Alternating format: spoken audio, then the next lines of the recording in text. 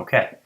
Next thing I want to talk about is how the heck do we put this all together? So in real time, when I have an athlete that's stiff, how the heck do I work on their mobility? Okay. Let's say that I have a 42-year-old female CrossFit athlete. And she comes to me and she says, you know what, I have trouble with overhead lifts and I have trouble with squatting. I would like some help. What do I do? So first and foremost, I assess their mobility. I'll check their overhead range of motion, and let's say I check the overhead range of motion and both shoulders are tight, and I determine that the lat muscles and the teres major muscles are tight. Okay? We look at the mobility of her squat, and it turns out that she only has limited ankle dorsiflexion mobility on the right ankle, right? She tells me that she had an old sprain injury on the right side, and since then it's been kind of stiff, right? I look at the hips, no problems at all there. So she is actually really good with mobility in both of the hips as well as the left ankle. It's just the right ankle that's limiting her squat, right? So overhead tightness and right ankle tightness. So what do? Well, I want to first look at the overhead mobility. How am I going to address this? So just like we had in our parameters earlier, I'm going to foam roll the lats and the teres major for 60 seconds. As soon as I finish that up, I'm going to stretch the lats for 60 seconds. When I finish that up, I'm going to do an eccentric exercise for the lat muscles, right?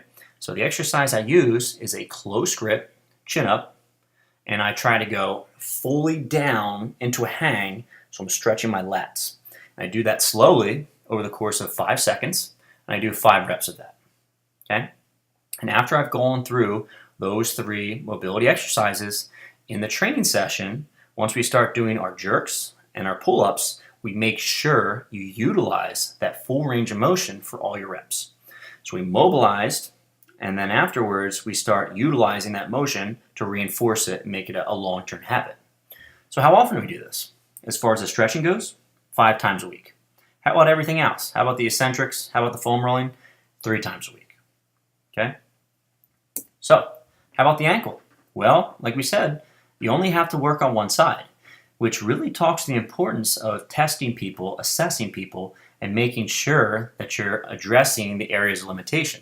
Because if I only looked at one side, I'm like, oh, that's stiff, you got to do both your ankles, I want to be wasting this athlete's time, right? Because one ankle is actually fine, it's just that there's one stiff side. So I want to make sure that I address that stiff side so I don't keep on creating a greater asymmetry side to side. Okay? Plus, I'm being way more efficient because I don't have to do the same thing on 2 sides. So again, the way we go about this is very similar. We foam roll the calves for 60 seconds, and we stretch the soleus, or the main calf muscle that limits your ability to squat. We do that for 60 seconds. And we do a calf raise off a step, which we get a full stretch at the very bottom, so we get the full eccentric range of motion. So we're going down slowly on the count of 5 seconds, and we do 5 reps.